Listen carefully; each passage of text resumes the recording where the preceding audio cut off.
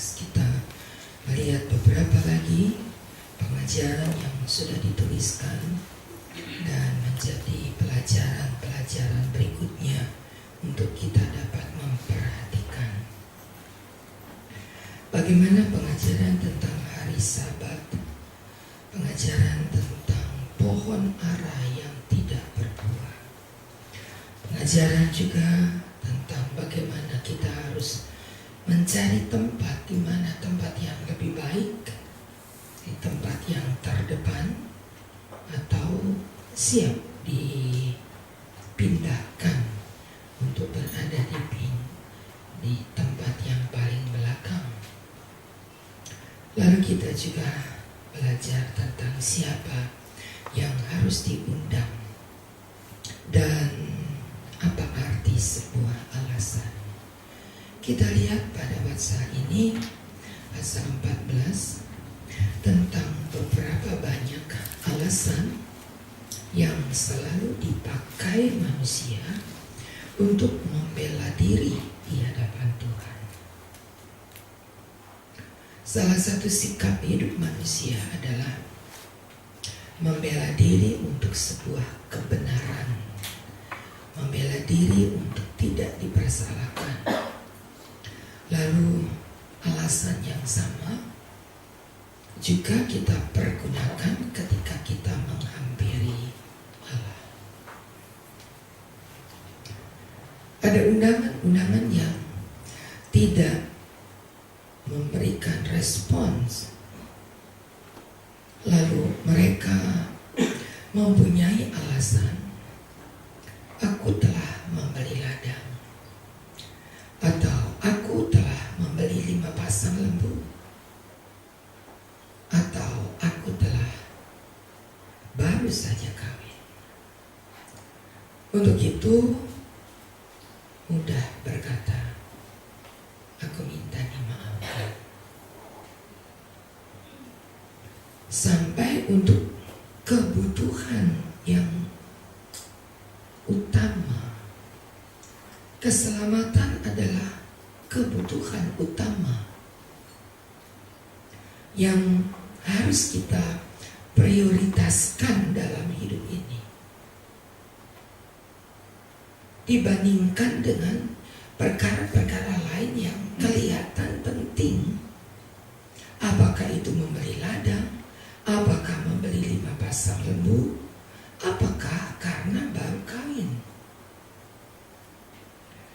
Dan undangan yang Yesus sampaikan terasa dapat disisihkan. Kita tidak membuat prioritas apa dalam hidup kita. Kita tidak memperhatikan apa yang harus kita utamakan dalam hidup ini. Yang mana? Prioritas yang bagaimana yang harus dinomorsatukan? Hanya untuk kebutuhan jasmani, maka kita anggap untuk ibadah kalau sempat saja. Membeli ladang terasa membuat seseorang punya alasan untuk harus melihatnya, memeriksanya, karena ini ladang loh. Maka terasa itu yang lebih penting. Sama dengan ketika ada alasan, aku telah membeli 5 pasang lembu kebiri dan aku harus pergi mencobanya. Yang dipikirkan adalah apa yang menjadi harta miliknya. Dan untuk apa yang Tuhan inginkan.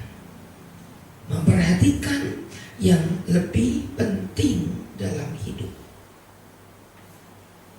Ayat 33, Yesus berkata, setiap orang di antara kamu yang tidak melepaskan diri dari segala miliknya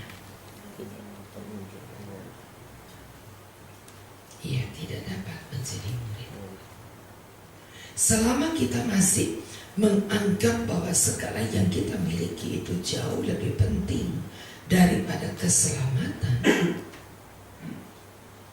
maka engkau tidak dapat, tidak pantas, tidak berhak untuk menjadi muridku.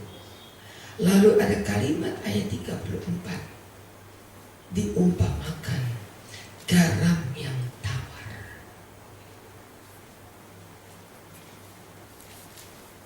Mana yang lebih utama dalam kehidupan kita? Apa yang lebih utama?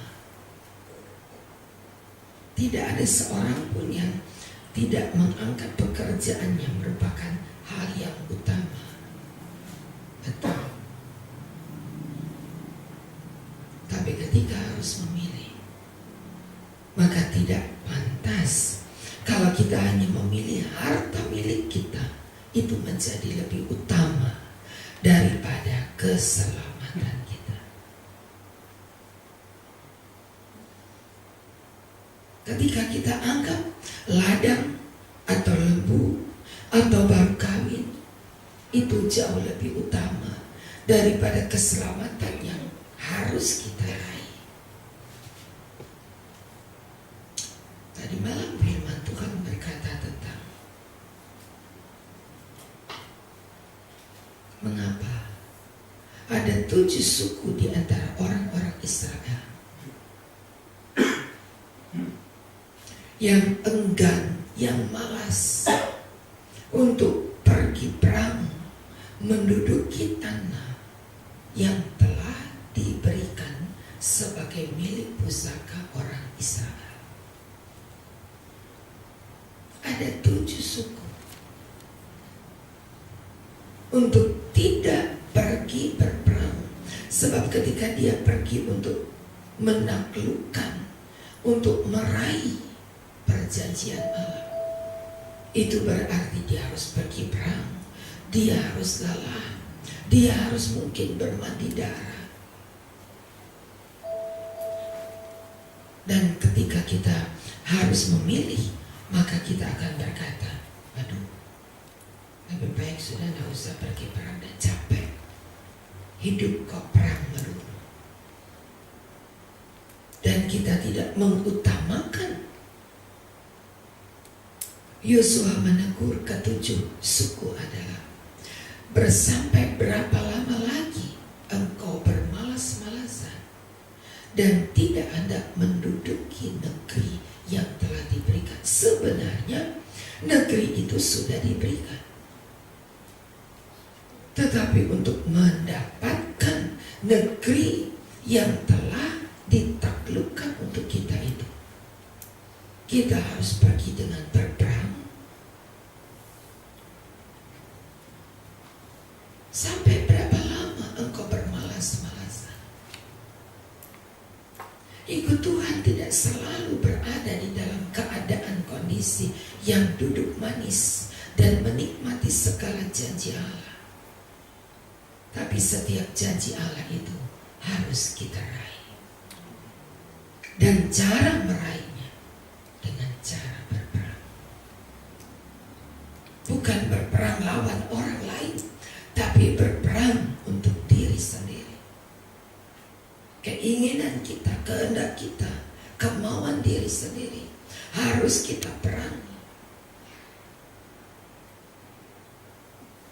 Apakah kita sukar untuk memilah antara yang prioritas dengan apa yang sekunder? Sukarkah kita berkata, ya, ibadah yang utama, yang lainnya kita sisihkan lebih dulu, yang penting kita ibadah? Sukarkah bagi kita untuk berkata, Tuhan, Engkau yang utama dalam hidup dibandingkan segala perkara? Ingat, enggak layak menjadi muridku. Orang yang masih berpegang gak pantas. Ya, tapi itu harta milik kan. Saya mencarinya bertahun-tahun, mengumpulkannya, menyisihkan dari segala keperluanku untuk bisa membeli sebuah ladang, untuk bisa membeli sepasang lembu. Itu adalah hakku untuk memperhatikan benar. Tapi apakah salah ketika Tuhan menuntut prioritas dalam hidup kita? Karena Dia, Tuhan, adalah segalanya dalam hidup kita.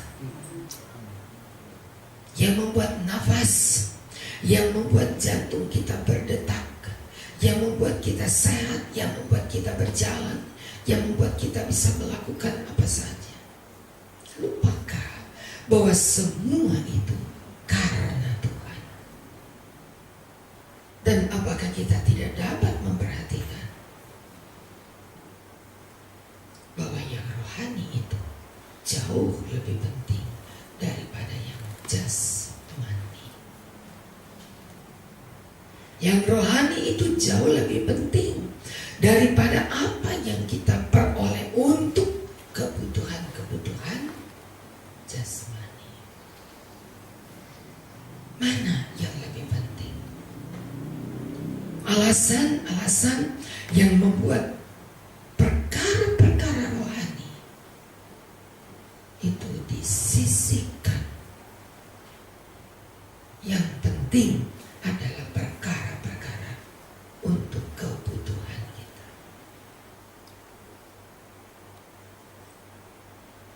Allah tidak melarang kita mempunyai perhatian untuk seluruh keluarga kita. Allah tidak melarang apa yang menjadi kebutuhan untuk makan kita, pergi mencari makan, itu harus. Bahkan ayat pendukungnya, orang yang tidak bekerja tidak usah makan. Betul. Tetapi apakah kita bisa meletakkan prioritas keselamatan, prioritas yang rohani?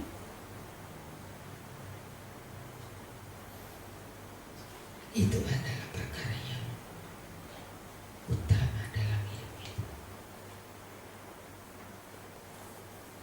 Kolose 1 berkata, suratan Kolose pasal 1.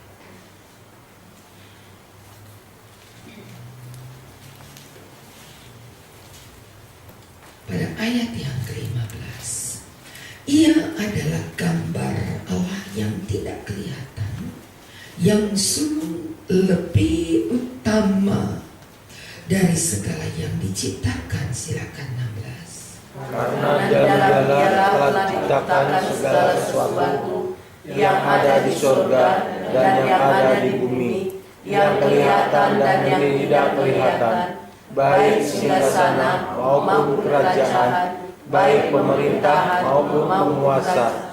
Segala sesuatu diciptakan oleh Dia dan untuk Dia. Bersama. Ia ada terlebih dahulu dari segala sesuatu, dan segala sesuatu ada di dalam Dia. 18. Ialah kepala tubuh, yaitu jemaat. Ialah yang sulung, yang pertama bangkit dari antara orang mati, sehingga Ia yang lebih utama dalam segala sesuatu. Apakah kita tidak setuju dengan ayat ini? Paulus berkata, yang dahulu menjadi utama sekarang aku anggap sampah. Yang dahulu menjadi istimewa dalam hidupku, yang sekarang aku anggap tidak berarti apa-apa kecuali pengenalan akan Yesus. Apakah kita bisa meletakkan keutamaan Kristus? Perikop itu berjudul meletakkan Dia yang diciptakan atas segala sesuatu, yang ada di surga dan yang ada di bumi. Bukankah Dia yang utama?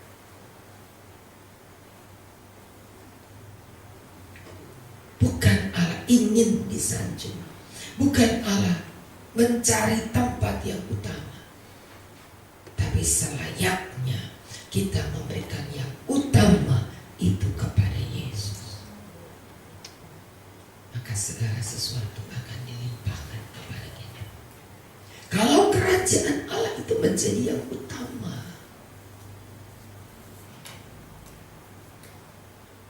maka segala yang terbaik akan diberikan untuk kita.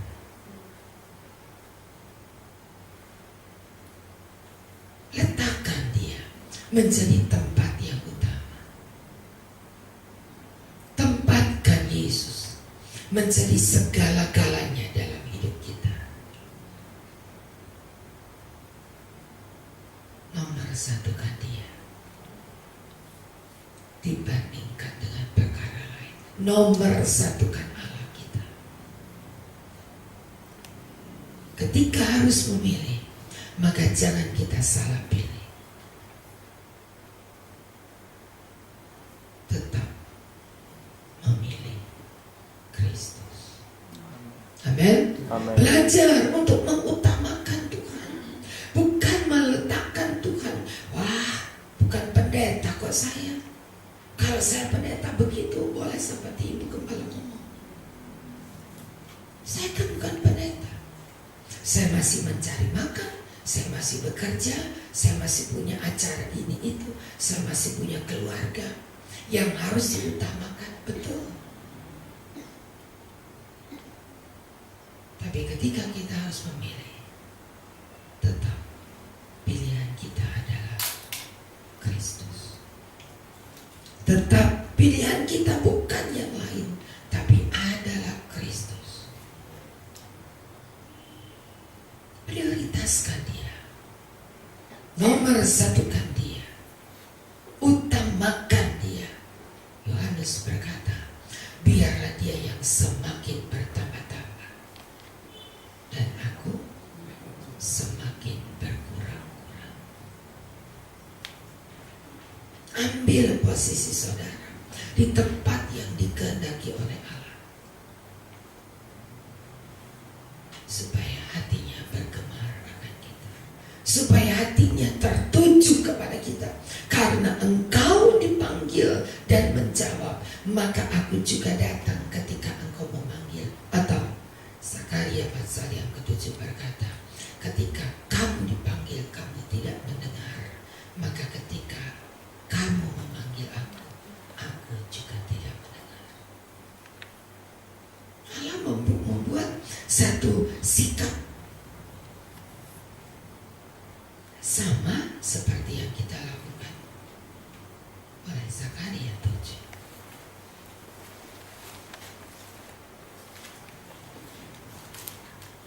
Ayat yang ke-13 bersama kita baca. Zakaria 7:13-4.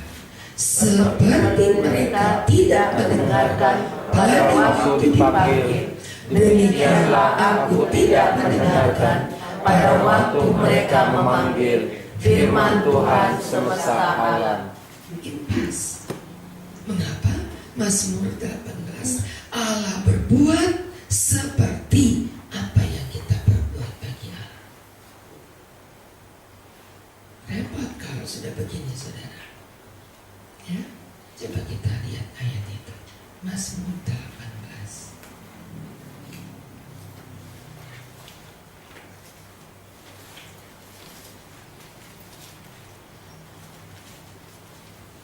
Ayat yang ke-21. Tuhan memperlakukan aku sesuai kebenaranku. Ia membalas kepadaku sesuai kesucian tanganku. Silakan 22. Sebab aku tetap mengikuti jalan Tuhan dan tidak berlaku fasik terhadap Allahku. Sebab segala hukumnya ku perhatikan, ketetapannya tidak kujauhkan daripadamu. 24. Aku berlaku tidak tercela di hadapannya dan menjaga diri terhadap kesalahan. Karena itu, Tuhan balas padaku sesuai dengan kebenaranku, sesuai dengan kesucian tanganku di depan matanya. terhadap orang yang setia, Engkau berlaku setia, terhadap orang yang tidak bercela, Engkau berlaku tidak bercela, terhadap orang yang suci, Engkau berlaku suci, terhadap orang yang bengkok. Engkau berlaku belak beli. Terserah mau kita yang mana. Mau kita yang mana? Jalan tol atau alternatif? Tapi masih bayar kalau jalan tol. Ya iya, ada konsekuensinya. Bayar.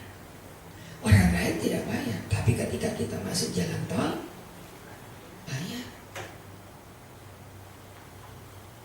Orang yang mengerti akan memilih. Saudara pilih jalan mana? Jalan biasa aja lah.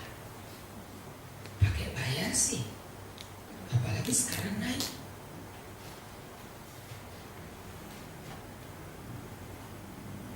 Terserah kita mau Tuhan buat seperti apa. Mau Tuhan buat belat-belit.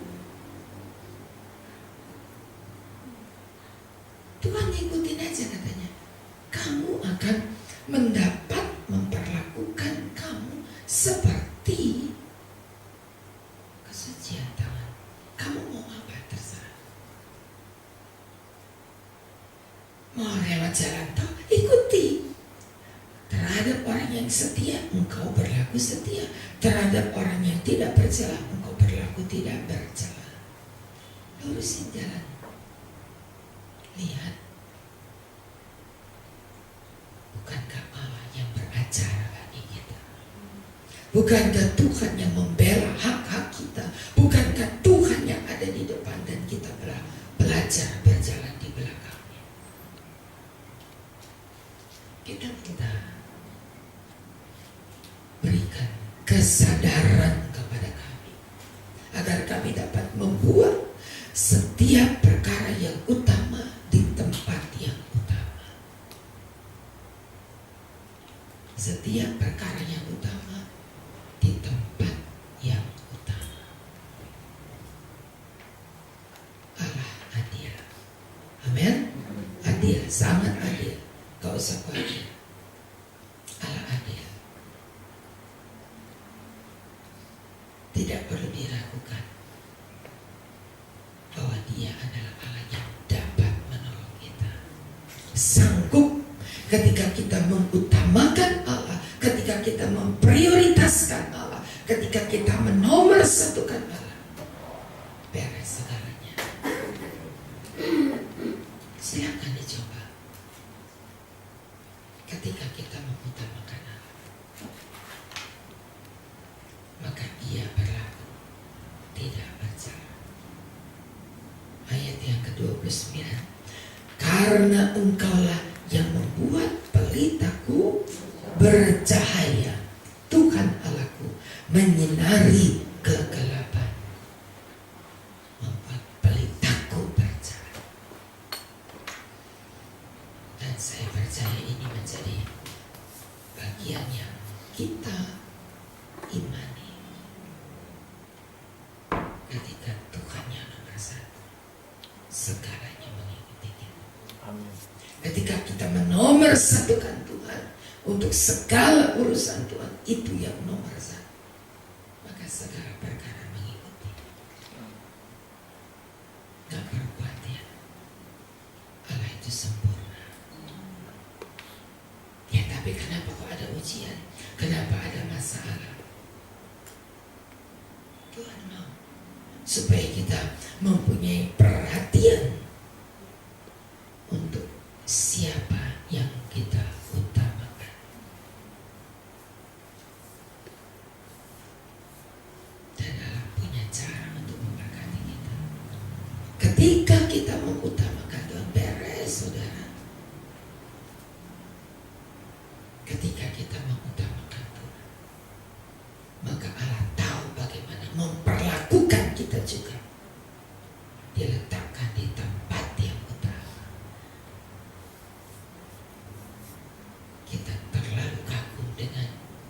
keadilan.